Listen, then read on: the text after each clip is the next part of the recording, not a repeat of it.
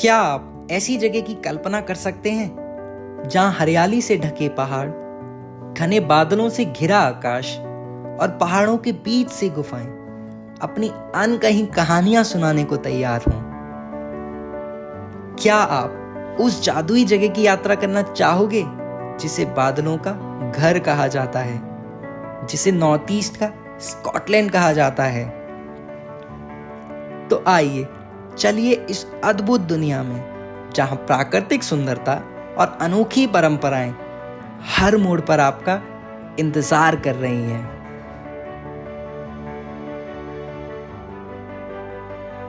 Hello everyone, welcome to Jio for you. आज हम लोग अपनी इनक्रेडिबल इंडिया वॉयज की जर्नी को आगे बढ़ाते हुए पहुंचे हैं नॉर्थ ईस्ट के स्कॉटलैंड में, जहां संस्कृति लोगों में रची बसी है और प्रकृति अपने अलग ही धुन पर नाचती है। आज हम लोग यहाँ की ज्योग्राफी, हिस्ट्री, पॉलिटी, सारी चीजें कवर करेंगे और इस सुंदर यात्रा को महसूस करेंगे और आप लोगों को क्या करेंगे, दिखाने की कोशिश करेंगे। तो स्वागत है आपका बादलों की नगरी मेघालय में। मेघालय राज्य भारत के पूर्वोत्तर में स्थित अपनी समृद्ध भौगोलिक विविधताओं के लिए जाना जाता है। ये राज्य पूर्व में असम और पश्चिम में बांग्लादेश से घिरा हुआ है और इसकी भौगोलिक विशेषता इसकी 3 प्रमुख पर्वतमालाएं हैं: गारो, खासी, जैंतिया हिल्स। इन पर्वतों की ऊंचाई 1500 से 2000 मीटर तक है, जिनमें कई खूबसूरत घाटियां और पठार हैं। मेघालय विश्व के सबसे वर्षा प्रवण क्षेत्रों में गिना जाता है। चेरापूंजी और मौसिनराम, जो कि खासी हिल्स में स्थित हैं, विश्व में सबसे अधिक वर्षा प्राप्त करने वाले स्थानों में माने जाते हैं। इन स्थलों पर भारी वर्षा के कारण राज्य की मिट्टी उपजाऊ है और हरियाली चारों ओर फैली रहती है। मेघालय की भौगोलिक संरचना में नदियों और वाटरफॉल्स की भी प्रमुख भूमिका है। ओमियम झील, जो शिलोंग के पास स्थित है, एक प्रमुख पर्यटक आकर्षण है। इसके अलावा राज्य में बहुत ही अद्भुत वाटरफॉल्स हैं, जिनमें लिंग्सियार फॉल्स, एलिफेंट फॉल्स, 7 सिस्टर्स, नौसिंकियाई फॉल्स आदि शामिल हैं। और राज्य में कई हिडन वाटरफॉल्स भी हैं, जो राज्य की प्राकृतिक धरोहर को निखारते हैं। मेघालय की भूमि गुफाओं के लिए भी प्रसिद्ध है। यहाँ भारत की सबसे लंबी और गहरी गुफाएं स्थित हैं। अरवा केव, मौसिनराम केव, जो कि खासी हिल्स में स्थित हैं, पर्यटकों और खोजकर्ताओं के लिए आकर्षण का केंद्र है। यहाँ की गुफाएं भूविज्ञान के अध्ययन के लिए भी महत्वपूर्ण मानी जाती हैं। मैं हूँ अभी अरवा केव में, जो कि चेरापूंजी में ही है, खासी हिल्स के अंदर। एक बहुत बड़ी केव है, जैसा कि आप देख भी पा रहे होंगे। इसका एंड बिल्कुल नहीं पता कहाँ तक है। अंदर काफ़ी जंगली जानवर भी हैं। पानी का स्रोत पता नहीं है। ये एक लाइमस्टोन स्ट्रक्चर यहाँ पर बहुत सारे बन रखे हैं, जो कि नेचुरली हम लोग ज्योग्राफी में भी पढ़ते हैं। काफ़ी पेंटिंग्स हैं, काफ़ी, जो अपने आप में कुछ ना कुछ मतलब अलग अलग बता रही हैं, कुछ दर्शा रही हैं। तो एक्सप्लोर करते हैं इसको, कोशिश कर सकता हूँ आपको क्या क्या दिखा सकूँ। मेघालय की भौगोलिक स्थिति के कारण यहाँ फ्लोरा एंड फ्योना में भी काफ़ी डाइवर्सिटी देखने को मिलती है। यहाँ के घने जंगलों में ऑर्चिड्स, बैम्बू, मेडिसिनल प्लांट्स और कई अन्य प्रजातियाँ पाई जाती हैं और जंगलों में कई जंगली जानवर और कई पक्षी प्रजातियाँ निवास करती हैं, जो इसे बायोडाइवर्सिटी का खजाना बनाते हैं। तो हम लोग बहुत ही खूबसूरत नगरी में है। ये किसकी है? ये नगरी ट्राइब्स की। यहाँ वो लोग रहा करते थे, यहीं पे अपना खाना खाया करते थे। ये जो पेड़ हम लोग देख रहे हैं, ये पेड़ उनके लिए मेडिसिन हुआ करती थी। जो ये वाटर है, ये उनके लिए आरओ वाटर हुआ करता था। और जो ये पानी की जो धुन है, ये उनके लिए संगीत था। ये जो पेड़ हैं, ये सारी वादियाँ हैं, यहाँ पे बहुत ही खूबसूरत तरीके से वो इसका यूज़ करते थे। तो ये एक नेचुरली फ्रेश वाटर है जो कि पहाड़ों के अंदर से आ रहा है, और ट्राइबल्स लोगों का ये मानना था कि ये एज अ मेडिसिन उसको यूज़ करते थे कि इसको पीने से वो स्वस्थ रहते हैं।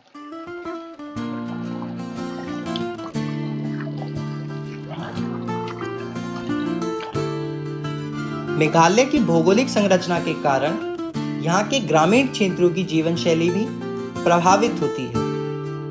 पर्वतों, नदियों और घने जंगलों के बीच बसे गांव अपने आप में बेहद अनोखे हैं। यहाँ गारो, खासी, जैंतिया ट्राइब्स मिलते हैं और ये लोग अपनी पारंपरिक जीवन शैली के साथ प्रकृति के साथ सामंजस्य बिठाते हुए रहते हैं।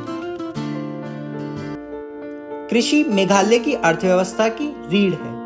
राज्य की लगभग 80% जनसंख्या कृषि और इससे संबंधित गतिविधियों में शामिल है। यह राज्य अपनी समृद्ध कृषि विरासत और अनूठी आर्थिक संरचना के लिए जाना जाता है। यहाँ की पारंपरिक खेती में झूम खेती प्रमुख है और धान राज्य का मुख्य खाद्यान्न है। राज्य में कई प्रकार के फलों और सब्जियों की भी खेती होती है, जिनमें संतरे, अनानास, केले आदि शामिल हैं। चाय और कॉफी के बागान भी मेघालय की कृषि का एक बढ़ता हुआ क्षेत्र है, जो राज्य की निर्यात अर्थव्यवस्था में योगदान कर रहे हैं। बांस की खेती भी एक महत्वपूर्ण कृषि गतिविधि है, जिसका उपयोग हस्तशिल्प और निर्माण कार्यों में किया जाता है। यहाँ हस्तशिल्प की समृद्ध परंपरा है, विशेष रूप से बुनाई, बास्केट निर्माण और लकड़ी पर नक्काशी के कार्यों में। कॉटेज इंडस्ट्री राज्य की स्थानीय अर्थव्यवस्था में महत्वपूर्ण योगदान करता है और ग्रामीण परिवारों की आजीविका का साधन है। रेशम उत्पादन, विशेष रूप से एरी सिल्क, मेघालय की एक पारंपरिक गतिविधि है। राज्य भारत में एरी सिल्क के प्रमुख उत्पादकों में से एक है और कई परिवार रेशम उत्पादन और बुनाई से जुड़े हुए हैं। इसी के साथ पर्यटन भी मेघालय की उभरती हुई अर्थव्यवस्था का एक महत्वपूर्ण हिस्सा है। राज्य की प्राकृतिक सुंदरता, अद्वितीय संस्कृति और बायोडायवर्सिटी पर्यटकों को आकर्षित करती है। चेरापूंजी, मॉवलिंगोंग के लिविंग रूट ब्रिज और शिलोंग जैसे स्थान प्रमुख पर्यटक स्थल हैं। ये जो आप मेरे पीछे केव्स देख रहे हैं, इसको गार्डन ऑफ केव बोलते हैं, जो कि चेरापूंजी में ही है। ये अपने इतिहास के लिए काफ़ी इम्पोर्टेंस रखती है। यहाँ पे जो राजा महाराजा इतिहास में हुआ करते थे, जो ट्राइबल लोग थे यहाँ पे रहा करते थे, यहाँ पे नहाते थे, यहाँ पे उनका जो भी रोज़ाना का जीवन था वो उसका एक हिस्सा था। आज भी इसको हमने काफ़ी अच्छे से प्रिजर्व कर रखा है और ये आज एक टूरिस्ट प्लेस बन चुका है। मेघालय कोयला, चूना पत्थर और यूरेनियम जैसे मिनरल से भी समृद्ध है। विशेष रूप से कोल माइनिंग राज्य की अर्थव्यवस्था का एक महत्वपूर्ण हिस्सा है। हालांकि unregulated mining activities, specially red hole mining ने एनवायरनमेंट को नुकसान पहुंचाया है और इस पर नेशनल ग्रीन ट्रिब्यूनल द्वारा प्रतिबंध लगाए गए हैं। यह भूमि न केवल अपनी प्राकृतिक सुंदरता बल्कि अपनी समृद्ध सांस्कृतिक धरोहर और संघर्षशील इतिहास के लिए भी जानी जाती है, जिसने इसे भारत के सबसे अनोखे राज्यों में से एक बना दिया। मेघालय का इतिहास इसकी सुंदरता की तरह ही प्रसिद्ध और विविध है। यहाँ पे गारो, खासी, जैंतिया जैसे ट्राइबल्स ने अपनी जड़ें जमा रखी थी। अगर हम इतिहास की बात करें तो इससे पहले यहाँ पे गारो, खासी, जैंतिया के ही लोग और जो ट्राइब्स थे वो रहा करते थे और राज्य करते थे। लेकिन ब्रिटिश शासन के आने के बाद ये सारा मेघालय औपनिवेशिक शासन में बदल गया। लेकिन जब आज़ादी के बाद ब्रिटिश शासन जब अपने देश से बाहर गया तो जो गारो, खासी और जैंतिया की जो जनजातियाँ थीं, उन्होंने मेघालय की अपनी अलग डिमांड करी। इसीलिए 1972 में मेघालय को असम से अलग कर एक अलग राज्य का दर्जा मिला। इस क्षेत्र का ऐतिहासिक महत्व इसके सांस्कृतिक विविधता और प्राकृतिक सुंदरता में निहित है, जो आज भी इसकी पहचान है।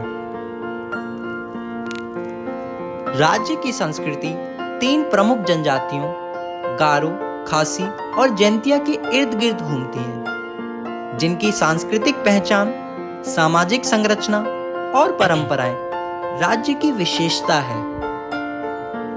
यहाँ मैट्रिनियल सिस्टम देखने को मिलता है। संपत्ति और नाम माँ से बेटी को विरासत में मिलते हैं। सबसे छोटी बेटी पारिवारिक संपत्ति की उत्तराधिकारी होती है। मेघालय की पारंपरिक जनजातियां प्रकृति पूजक हैं और उनकी मान्यताएं प्रकृति और उनके पूर्वजों से जुड़ी हैं। हालांकि ईसाई धर्म का भी राज्य में व्यापक प्रभाव है, विशेषकर ब्रिटिश मिशनरियों के आगमन के बाद। जनजातीय परंपराएं, लोक नृत्य, संगीत और त्योहार प्रकृति के साथ सामंजस्य को दर्शाते हैं। यहाँ की संस्कृति में प्रकृति की शक्ति और संरक्षण का सम्मान किया जाता है, जो इसे और भी विशेष बनाता है। तो हम लोगों ने मेघालय की ज्योग्राफी को, हिस्ट्री को, यहाँ के कल्चर को, इसकी सुंदरता को महसूस किया और जानने का प्रयास किया। हाल ही के वर्षों में मेघालय ने बहुत प्रगति करी है, बहुत से डिफरेंट सेक्टर्स में। अगर हेल्थ की बात हो, अगर टूरिज्म की बात हो, इंफ्रास्ट्रक्चर की बात हो, अगर एजुकेशन की बात हो, तो हर फील्ड में मेघालय बहुत अच्छा कर रहा है। लेकिन हर जगह की तरह यहाँ के भी अपने कुछ चैलेंजेस हैं जो मेघालय आज फेस कर रहा है। वनों की कटाई, पत्थरों की कटाई, ये बहुत बड़ा चैलेंज बनता जा रहा है मेघालय के लिए। यहाँ बहुत से पत्थर हैं जो मतलब पहाड़ हैं, उनको काटा जा रहा है। लोकल्स बताते हैं कि बहुत से पत्थरों को काट के पड़ोसी देश बांग्लादेश में पहुंचाया जाता है। तो ये सारी चीजें मेघालय की जो इन्वायरमेंट है उसको डिस्टर्ब कर रही हैं। जैसे कि हम जानते हैं कि चेरापूंजी जो वर्ल्ड में सबसे ज्यादा जहाँ वर्षा होती थी, लेकिन अब वहां शिफ्ट होके वो मौसिमराम चली गई है। तो ये सारी जो पैटर्न चेंज हो रहा है, ये सिर्फ और सिर्फ हमारा इन्वायरमेंट को डैमेज करने के कारण ही हो रहा है। तो आशा है हम लोग इसकी जो खूबसूरती है, ये जो हमारे नेचर प्रकृति ने हमें दिया है, इसको बरकरार रख पाए, सुरक्षित रख पाए। सरकार भी यहाँ के बहुत से ऐसे प्रयास कर रही है जिसे हम अपने इन्वायरमेंट को सेफ कर पाए। तो आशा है हम लोग आने वाले समय में इसको और खूबसूरती से देख पाएंगे और ऐसे ही हम फ्रीली यहाँ पे घूम पाएंगे। तो ये था एक बहुत ही खूबसूरत सफर अपने मेघालय राज्य का। आशा करता हूँ जितना ही खूबसूरत मेरे लिए रहा सफर, आप लोगों के लिए भी ये मैं बना पाया हूँ। बहुत ही खूबसूरत जगह है, जैसा कि हमने पूरे सफर में कवर भी किया, आप सबको दिखाने की कोशिश करी। अच्छा लगा होगा काफी। कोशिश करना जो मैंने महसूस किया आप वीडियो की थ्रू महसूस करो और यहाँ पे आके इस सारी चीजों को, नेचर को जी पाओ, महसूस कर पाओ। मिलते हैं नेक्स्ट वीडियो में ऐसे ही किसी अगले सफर पे। तब तक के लिए थैंक यू सो मच। मैं मनीष यादव साइनिंग ऑफ करते हुए थैंक यू।